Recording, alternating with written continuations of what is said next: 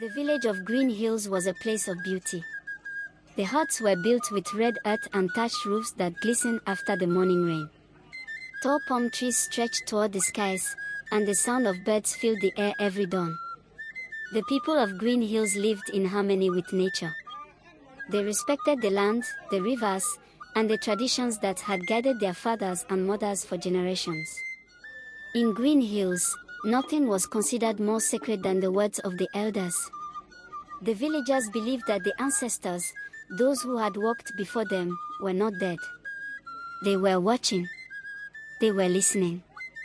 Their spirits walked in the wind, spoke in the rustle of leaves, and judged the actions of the living. Every child grew up knowing that to mock tradition was to invite trouble. Among all traditions, none was more important than the sacred kolanut. The kolanut was not just a fruit. It was a symbol. When it was broken, it was shared as a prayer for unity, for peace, and for blessings. Before marriages, journeys, harvests, or festivals, the kolanut was always presented. To break it wrongly or carelessly was a sign of disrespect, not just to the elders, but to the ancestors themselves. The sacred kolanut of Green Hills was unlike any other. It was kept in a wooden bowl carved with strange patterns. The bowl was placed inside the shrine of the ancestors, watched over by the eldest man of the village.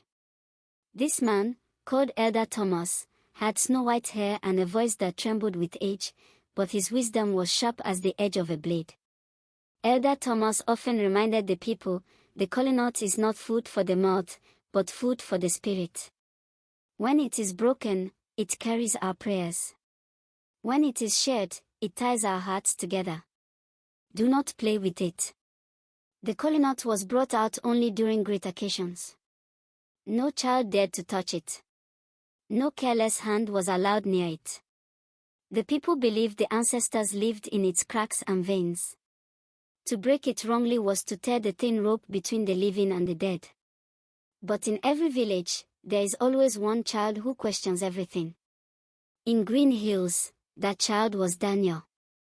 Daniel was the son of a farmer. He was tall for his age, with curious eyes and a restless heart. While other boys were content to play by the river or help their parents in the fields, Daniel always wanted to know why things were the way they were. Why must we always bow before the elders? He would ask. Why must the kolanut be treated like a god? He would say with a mischievous smile. Some laughed at him, but many shook their heads. Elder Thomas once warned him, "Pride is the mask of a fool, Daniel. A boy who mocks tradition may one day choke on the laughter he causes." But Daniel only laughed harder. Deep inside, he believed the old ways were nothing but stories to keep children afraid. The day came when Daniel's words nearly brought him into trouble. During a moonlit gathering, when the villagers sat around the fire listening to tales, Elder Thomas told once again the story of the sacred kolanut. "Children," the old man said, "remember this, the kolanut is a gift. It was given to our fathers by the ancestors themselves. Whoever breaks it wrongly will bring sorrow upon us all." The children nodded in fear, but Daniel muttered under his breath, "It is only a knot. What sorrow can a knot bring?" His friend Samuel pulled his arm. "Do not say such things," he whispered. But Daniel only smirked. Elder Thomas's eyes rested on him. "Daniel," he said, "you laugh because you do not understand. But mark my words, the ancestors hear even the whispers of a mocking heart." The fire crackled. The villagers grew silent. The warning had been given. The festival of harvest arrived, the most joyful time of the year. The people danced, drums echoed, and women cooked yam pottage, spicy soup, and roasted plantain. Children sang and played, chasing each other between the huts. At the center of it all stood Elder Thomas, holding the sacred bowl. Inside it lay the kolanut, its reddish-brown shell shining in the light. The villagers gathered, waiting for the ritual. Elder Thomas lifted the knot and prayed, "Ancestors, see your children. Bless our farms, bless our homes, bless our hands." Then he broke the kolanut carefully, his hands trembling, and shared it among the elders. The people clapped and cheered. To them, this was not just ceremony, it was life. And yet, from the edge of the crowd, Daniel whispered to himself, "It is just a knot. Nothing more." His words were lost in the sound of the drums. One quiet afternoon, a few days after the festival, Daniel found himself wandering near the shrine. The doors of the shrine were slightly open. Inside, the sacred bowl sat upon the wooden stool, and in it lay another kolanut, freshly placed for the next gathering. Daniel's heart raced. He looked around, no one was near. The air was still, the shrine empty. He stepped inside, his shadow falling across the sacred stool. The knot seemed ordinary. It was small, brown, and rough to touch. "So this is what makes everyone bow and tremble," he whispered. His hand hovered over it. A voice inside him said, "Leave it." But another voice whispered louder, "Take it, break it, see for yourself." Daniel smiled. "If I break it, perhaps everyone will see how foolish this tradition is." With a sharp laugh, Daniel picked up the kolanut. It felt strangely warm in his hand, as though it were alive. He pressed his fingers against it and cracked it open.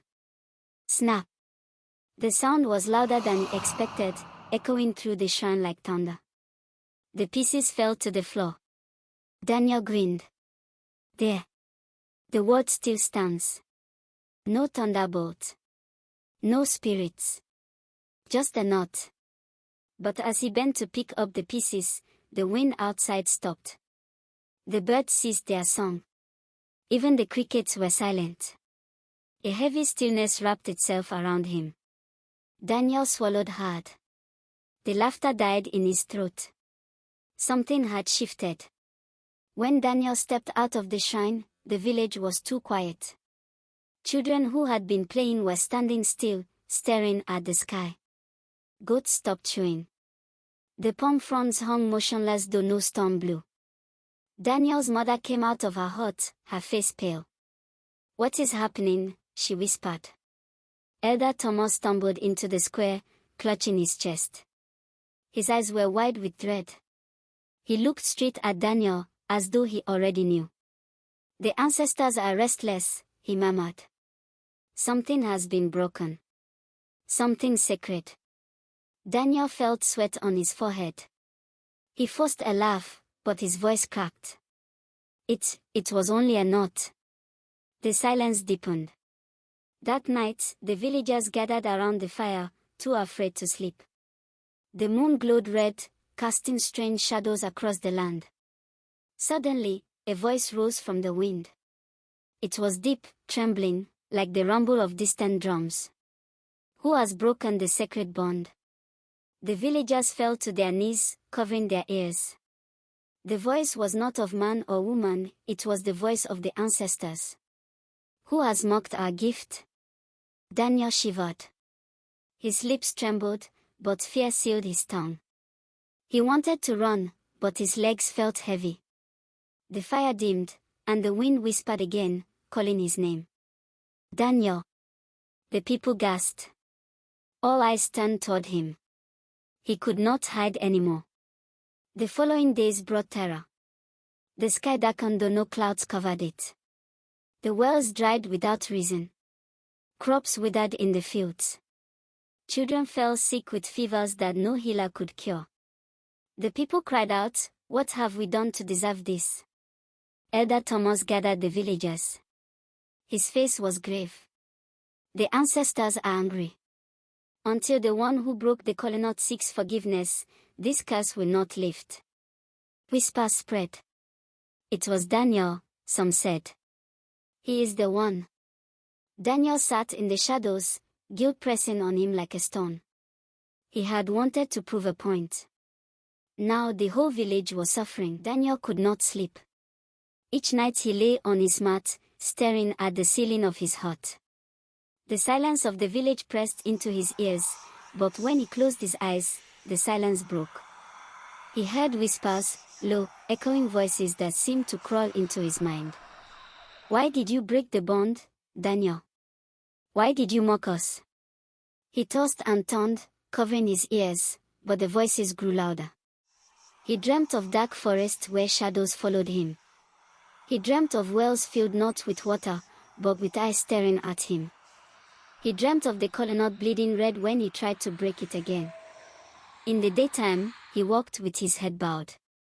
The villagers no longer greeted him. Mothers pulled their children away from him.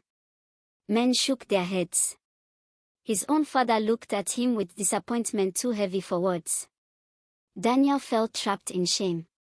He wished he could undo what he had done. But how could he? The knot was broken. The bond was broken. One evening, the elders called a meeting in the square. All the villagers gathered, their faces tired from hunger and fear. Elder Thomas stood in the center, leaning on his staff. His voice was weak, but it carried the weight of truth. My people, he said, we cannot deny what has happened. The curse upon us is not ordinary. It is punishment. The ancestors themselves are angry. The crowd murmured. Some pointed at Daniel. Some demanded justice. Others asked for mercy. Elder Thomas lifted his staff. We must not act with blind anger. The ancestors do not want blood. They want respect. The boy must go and face them himself. He must seek forgiveness. Daniel's heart froze. Face the ancestors. Alone. In the forest where spirits walked. His legs trembled. But the people nodded. There was no other way. At last, Daniel stood before the crowd. His voice shook, but he spoke the truth. Yes, he said, it was me. I broke the kolanut. I thought it was nothing but a knot. I laughed at the elders. I laughed at the ancestors. And now we all suffer. Gasps filled the air. His mother wept. His father covered his face in shame. Daniel bowed his head. I am sorry. I was foolish. I never meant to harm anyone. Elder Thomas looked at him sadly. Words cannot heal what actions have destroyed. The ancestors demand more than apologies. They demand humility. You must go into the forest. You must walk until they answer you. Only then can the curse be lifted. The people murmured their agreement. Daniel was afraid, but he knew there was no choice. The next morning, Daniel left the village. He carried no food, no water, only a small bag and the staff Elder Thomas had given him. His mother cried as he walked away, but his father said nothing. The path into the forest was dark and twisting. Trees rose high above him, their branches blocking the sun. Strange sounds filled the air, whispers, rustles, cries of unseen animals. Daniel's steps grew heavier. Every shadow seemed alive. Every wind seemed like a voice. He wanted to turn back, but each time he thought of it, the memory of the sick children and the dry wells pushed him forward. He was no longer just Daniel the boy. He was Daniel the exile, walking toward judgment. Days passed. Daniel grew weak with hunger. He drank from streams when he found them. He ate wild fruits, though some left his stomach aching. He slept under trees, shivering in the cold night air. The forest tested him. One night, wild dogs circled his camp, their eyes glowing. He lifted the staff and shouted, "Leave me." They snarled, but a sudden wind blew, scattering them into the dark. Another time, a storm broke above him. Lightning flashed, thunder roared, and rain beat him to the ground. He called on the wet earth, crying, "Ancestors, forgive me," he shouted.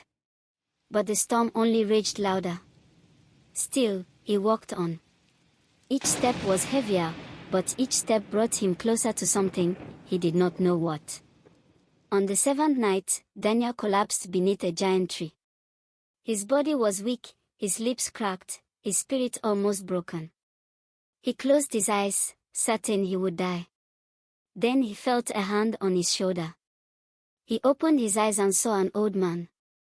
The man wore a cloak of leaves, and his beard touched his chest. His eyes glowed like fireflies in the dark. "Who are you?" Daniel whispered. "I am no man," the stranger replied.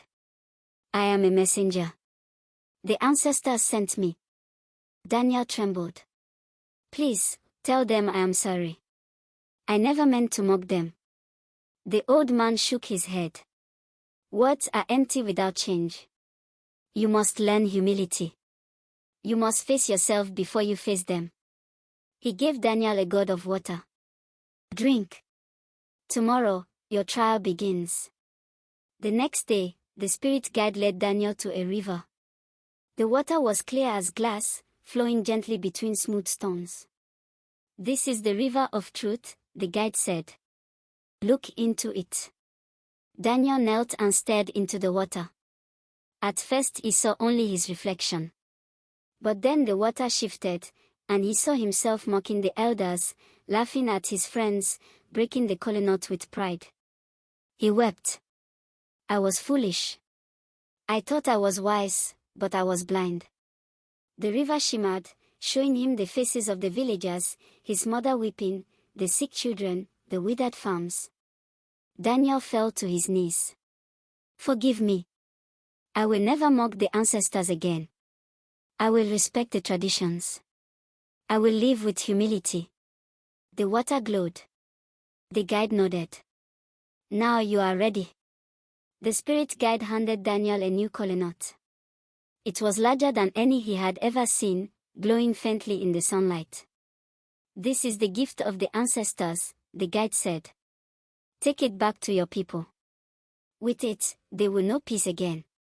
Daniel bowed deeply. "Thank you." When he rose, the guide was gone. Only the sound of the river remained. Daniel turned and began the long walk home. This time, his steps were lighter. The forest no longer frightened him. The shadows seemed to bow as he passed. The wind no longer whispered against him, it carried him forward. At last, the huts of green hills appeared in the distance.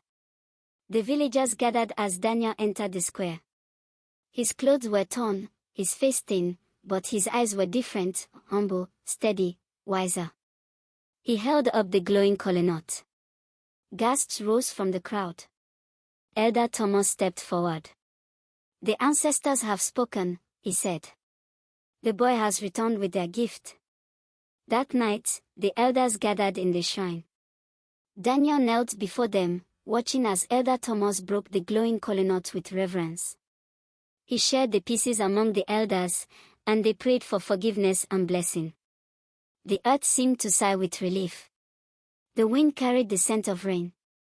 By morning, the wells were full again, the crops green, and the children laughing. The curse was gone. From that day, Daniel was no longer the mocking boy. He worked in the farms with his father. He greeted the elders with respect. He told the younger children stories, not of laughter at tradition, but of the danger of pride. "The kolanut," he said, "is not just a knot. It is the bond between us and those who came before us. If you break it carelessly, you break more than a shell, you break respect, you break unity, you break life itself." The villagers listened and nodded.